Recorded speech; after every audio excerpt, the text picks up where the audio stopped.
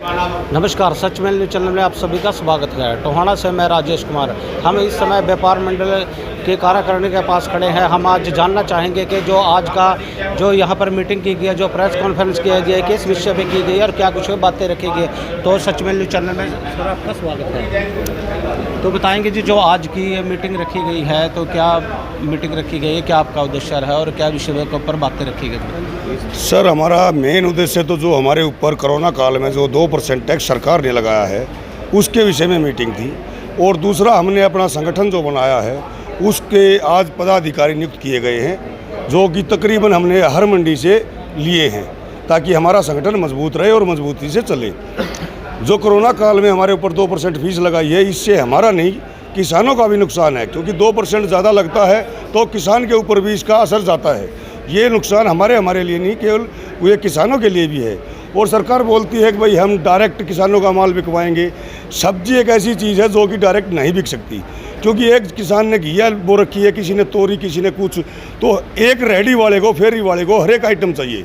वो आइटम हम कहीं गुजरात से मुहैया कराते हैं, कभी बेंगलोर से, कभी हिमाचल से, क्योंकि ये सब्जी और फ्रूट एक ऐसी चीज़ है जो एक ही शहर में उपलब्ध नहीं करा सकते किसान, इसको व्यापारी ही करा सकता है और हमारे माध्यम के बगैर ये उपलब्ध नहीं हो सकती। इसलिए कृपया करके सरकार हमारी इन बातों पर ध्यान दे और हमारे ऊपर से टैक्स नाजायज जो टैक्स लगाया इसका हटाने का कष्ट करें। तो प्रधान जी, आज बताएंगे जी, जो आज ये मीटिंग रखी गई है किस विषय पर रखी गई है और जो प्रेस कॉन्फ्रेंस में रखी है, क्या कुछ मुख्य बातें रखी गई है इसके? साथियों नमस्कार। आज हमने ये जो मीटिंग रखी है, इस मीटिंग के अंदर हमारा मुख्य उद्देश्य ये था कि हमने हरियाणा सब्जी मंडी संगठन के नाम पे एक अपना पूरे हरियाणा की यूनियन तैयार की है। आज हमने इस मीटिंग के माध्यम से हमारे भिन्न भिन्न मंडियों के साथियों को एक जिम्मेवारी देते हुए इस परिवार को बढ़ाने का काम किया है। मैं ये बात आपके थ्रू ये बताना चाहता हूँ, पिछले 5 महीने पहले 1 मई 2020 को सरकार ने हमारे ऊपर मार्केट कमेटी नाम का एक टैक्स जो 8 साल पहले ख़त्म हो चुका था, वो दोबारा इस कोरोना काल जैसे टाइम के अंदर, ऐसी विकट परिस्थितियों के अंदर, जब हमारा सब्जी मंडी का व्यापारी ईमानदारी से अपना काम करते हुए समाज को अपनी सेवाएं दे रहा है, एक उम्मीद में बैठा था कि सरकार कहीं ना कहीं हमें कोई पुरस्कार देगी, लेकिन हमारे व्यापारी को पुरस्कार मिला 2% टैक्स लगा के। मंडी के बाहर टैक्स नहीं है, मंडी के अंदर टैक्स है। आज हमारी आप लोगों के माध्यम से यही मुख्य मांग है, सरकार हमारे ऊपर इस दौर के अंदर सरकार द्वारा जो हमारे ऊपर टैक्स लगाया है, या तो वो टैक्स सब्जी मंडी के बाहर भी लगाए या सब्जी मंडी के अंदर लगा हुआ टैक्स समाप्त करने का काम करे।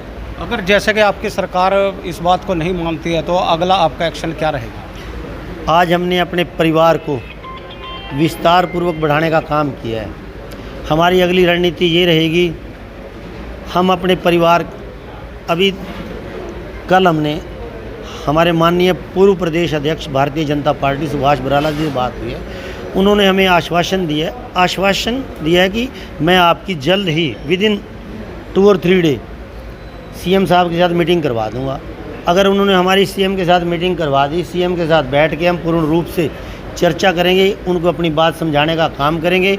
उन्होंने हमारी बात को मानते हुए, जिस तरीके से अनाज मंडियों के ऊपर भी ये टैक्स लगा हुआ था, सरकार ने उनके दबाव के चलते हुए वो टैक्स 4% से 3% कम करते हुए 1% करने का काम किया है। हम भी सरकार से यही मांग करते हैं कि जो हमारे ऊपर ये टैक्स लगाया गया है, इस टैक्स को तुरंत प्रभाव से सरकार वापस ले। अगर सरकार हमारी इस बात को नहीं मानती तो हम 1 हफ्ते बाद अपने विरोध का स्वर तेज करते हुए, अपने आंदोलन को और तेज़ी देते हुए, सबसे पहला हमारा जो प्रथम चरण रहेगा वो सब्जी मंडियों के मुख्य द्वार पे काले झंडे लगा के अपना विरोध प्रदर्शन। उसके बाद बड़ौदा के अंदर उपचुनाव है, वहाँ जाके भी विरोध करेंगे। इसके साथ साथ अनेकों ऐसे लोकतांत्रिक तरीके हैं जिनको हम एडोप्ट करने का काम करेंगे। अगर सरकार बावजूद इसके हमारी बातों को नहीं मानती, हम सारी मंडियों के साथ मंत्रणा करके अंत में हम पूरे हरियाणा की सब्जी मंडियों को बंद करने का भी काम करेंगे साथियों। तो देखिए, ये थे व्यापार मंडल के प्रधान राजेंद्र ठकराल जी, जिन्होंने हमें विस्तार से बताया। हमारे बीच में और भी साथी, हम उनसे भी जानना चाहेंगे। तो सर बताएंगे जी, जो आज की यहाँ पर मीटिंग रखी गई है, किस विषय पर रखी गई और क्या बातें रखी गई? नमस्कार, मेरा नाम सुमित माटा है। मैं जींद सब्जी मंडी से हूँ। मुझे आज हरियाणा सब्जी मंडी आड़ती संगठन का महासचिव नियुक्त किया गया है, जिसके लिए सबसे पहले तो मैं हमारे प्रधान श्री राजेंद्र ठकराल जी का और हमारे सभी जितने भी आदरणीय सीनियर साथी हैं, अपनी सब्जी मंडी संगठन के सभी साथियों का तहे दिल से शुक्रिया अदा करता हूँ और आश्वस्त करता हूँ कि जो भी जिम्मेवारी इन्होंने मुझे दी है उसका पूरी तरह से पालन करूँगा और उस जिम्मेवारी पर खरा उतरूँगा। इसके बाद साथियों, जो आज की इस बैठक का मेन एजेंडा और जो हमारे संगठन का जो भी मुहिम हमने छेड़ी है, इस आंदोलन का मेन विषय है कि जो सरकार ने, आप सभी जानते हैं कि जो आंदोलन अध्यादेश जो लागू किए हैं वो कहीं ना कहीं वो सब किसान आड़तियों के बिल्कुल खिलाफ हैं। उससे हम लोग आड़ती लोग जितने भी हैं वो कहीं ना कहीं हम सब लोगों का वजूद खतरे में आ चुका है। साथियों, सरकार कभी भी जब भी बात करती है, किसान की बात करती है, अनाज मंडी आड़तियों की बात होती है, परंतु कहीं ना कहीं मैं ये बात कहना चाहूँगा आप सब मीडिया के माध्यम से, हम सब्जी मंडी वालों को कहीं ना कहीं इग्नोर हो जाते हैं, हम लोग कर दिया जाता है। मैं आप लोगों के माध्यम से एक सरकार की तरफ, एक बात की तरफ उनका ध्यान ले जाना चाहूँगा। हमारा सब्जी मंडी में जो कारोबार है वो बिल्कुल विपरीत है। जैसे कि हमारी मंडियों में जो किसान की बात करते हैं, किसानी माल, अगर हम ऑन एन एवरेज लगाएं तो मंडी के अंदर 10 से 15% माल किसानी माल होता है। जैसे हमारे हरियाणा के अंदर ज़्यादा से ज़्यादा घिया, बैंगन, तोरी, करेला, 5, 7, 10 सब्जियों के अलावा यहाँ कुछ नहीं होता। जो भी फ्रूट है, सब्जी है, आलू, प्याज, टमाटर, सेब, संतरा, केला, कोई चीज़ महाराष्ट्र से आ रही है, कोई एमपी से आ रही है, कोई यूपी से, कोई पंजाब से, ऑल ओवर इंडिया से सब्जी मंडियों का माल आता है, तो सब्जी मंडी चलती है एक जगह से। किसानों का यहाँ इतना 10, 15, 20% से ज़्यादा प्रभाव नहीं होता।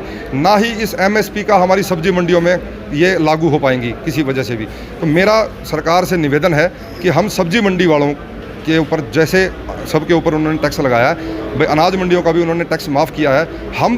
मुझे ये समझ नहीं आता, हम पर तो टैक्स पहले ही हट चुका था कांग्रेस सरकार में।